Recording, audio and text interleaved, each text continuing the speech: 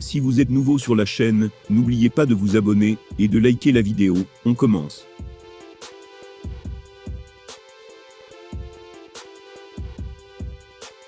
Absent depuis janvier dernier, et son combat contre Cyril Gane, Francis Ngannou a largement eu le temps d'observer la catégorie poids lourd avant son retour.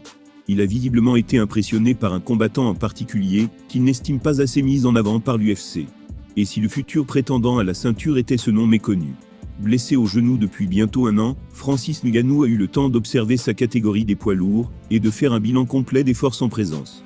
Il a par exemple pu voir Cyril Gane s'imposer de manière très convaincante lors de l'UFC Paris en septembre dernier. De ce fait, il sait donc pertinemment que leur chemin devrait de nouveau se croiser à l'avenir. De même, il a pu suivre l'année 2022 monstrueuse de celui que tous les observateurs annoncent comme un futur champion. Il s'agit du Russe Sergei Pavlovich, auteur de 3 victoires par KO sur les 12 derniers mois. Si on ajoute à cela le spectre de John Jones, qui plane toujours au-dessus de la catégorie reine, l'avenir de Francis Ngannou sera bien chargé s'il décide de rester à l'UFC.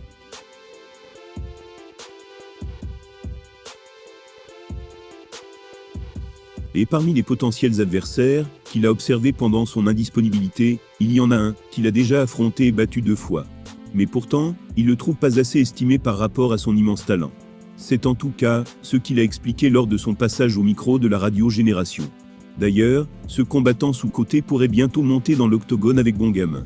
Ses mots étaient « En ce qui concerne les combattants qui n'ont pas l'exposition qu'ils méritent, je vais commencer par un cas particulier chez les poids lourds. Il s'agit de Curtis Blade. Il est très sous-coté, et je ne sais pas trop pourquoi. Enfin, je crois qu'il n'est pas trop dans les petits papiers de l'organisation. Et comme il ne prend pas vraiment d'initiative, son sort dépend de ce que l'UFC lui propose. Il n'a pas le contrôle de la narration, comme on dit là-bas.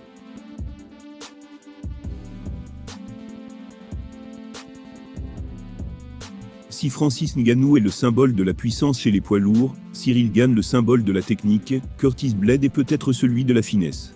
En effet, il est d'une subtilité rare au corps à corps, ce qui lui permet d'envoyer au sol ses adversaires assez aisément, puis de les soumettre.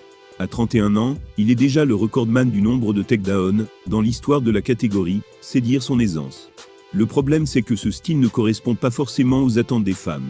En effet, ils veulent un festival de puissance et de violence chez ces athlètes qui avoisinent les 120 kg. Pour cette raison, il n'est pas forcément mis en avant par Dana White et l'UFC. Il ne combat pas souvent, et surtout, il ne semble pas être dans la course au titre. Francis Ngannou ne serait visiblement pas contre une trilogie face à Curtis, même s'il s'est imposé assez aisément les 2 premières fois. Du moins, il estime que l'Américain devrait être bien plus connu et mis en avant qu'il ne l'est actuellement, et on peut difficilement lui donner tort.